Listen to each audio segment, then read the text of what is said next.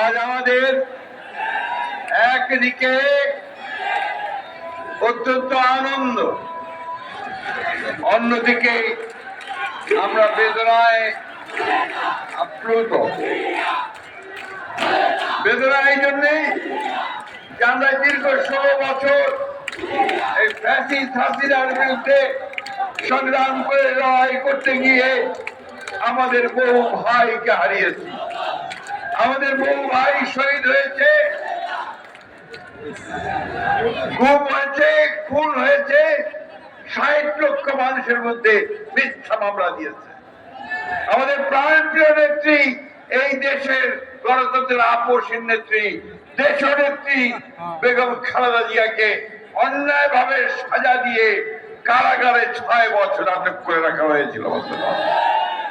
আমাদের নেতা, যে নেতা আমাদেরকে নেতৃত্ব দিচ্ছেন, আমাদেরকে স্বপ্ন দেখাচ্ছেন নতুন বাংলাদেশের, যিনি আমাদের 31 দফা কর্মসূচি দিয়ে গোটা জাতিকে সামনের দিকে এগিয়ে চলবার কাজ শুরু করেছেন, সেই নেতাকে মিথ্যা মামলা দিয়ে নির্বাসিত করে রেখেছিল। বন্ধুগণ, আমাদের আনন্দের কথা হচ্ছে যে আমরা এত কিছুর পরেও দমে না গিয়ে আমাদের দেশনেত্রী এবং খালেদা জিয়ার নেতৃত্বে এবং পরবর্তীকালে আমাদের নেতা জনাব তারেক রহমানের নেতৃত্বে আমরা আন্দোলন করেছি, আমরা কারাভোগ করেছি, নির্যাতিত নিপীড়িত হয়েছি, কখনো মাথা নত করিনি। আমরা লড়াই করেছি, সামনের দিকে গেছি।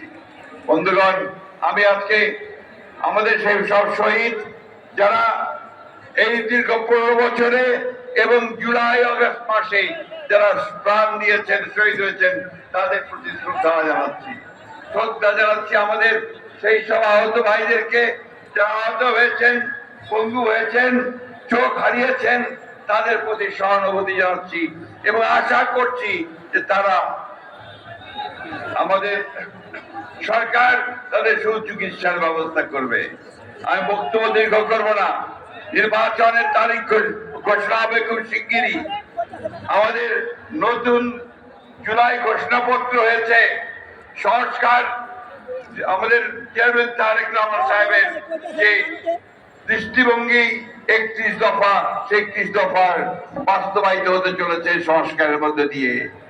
আসুন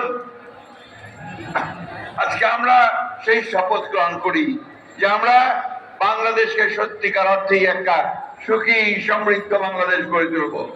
স্বাধীনতার ঘোষক শহীদ প্রেসিডেন্ট জিয়া রহমানের যে স্বপ্ন ছিল সমৃদ্ধ বাংলাদেশ, আমাদের দেশনেত্রী বেগম খালেদা জিয়ার যে আপসহীন নেতৃত্বের মধ্য দিয়ে যে গণতন্ত্রকে আমি রক্ষা করেছিলাম, আজকে আমাদের নেতা জনাব তারেক রহমানের নেতৃত্বে আমরা সেই গণতন্ত্রকে উদ্ধার করব।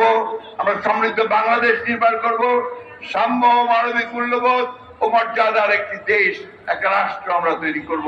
বিশ্বের দরবারে আমরা মাথা উঁচু করে দাঁড়াবো। আমাদের ভারপ্রাপ্ত চেয়ারম্যান সাহেব এখানে উপস্থিত আছেন। আসুন আজকে আমরা সবাই আমাদের পক্ষ থেকে তাকে ধন্যবাদ জানাই যে তিনি আমাদেরকে নেতৃত্ব দিয়ে আমাদের মুক্তির পথ দেখিয়েছেন। আমি ধন্যবাদ জানাবো দেশের সমস্ত মানুষকে, রাজনৈতিক দলগুলোকে, ছাত্রদেরকে, এবং এটা না বললেই নয়, আমি দেশপ্রেমিক সেনাবাহিনীকেও আমি আন্তরিক ধন্যবাদ ও কৃতজ্ঞতা জানাতে চাই। তাদের সহযোগিতায় আমরা এই বিজয় অর্জন করতে পেরেছি। এই কথা বলে আমি আমার চেয়ারম্যানকে অনুরোধ করব যে এই জনতার উদ্দেশ্যে তিনি কথা বলবেন এবং তিনি আজকে র্যালির উদ্বোধন করবেন। আসসালামু আলাইকুম ওয়া রাহমাতুল্লাহি ওয়া বারাকাতুহু।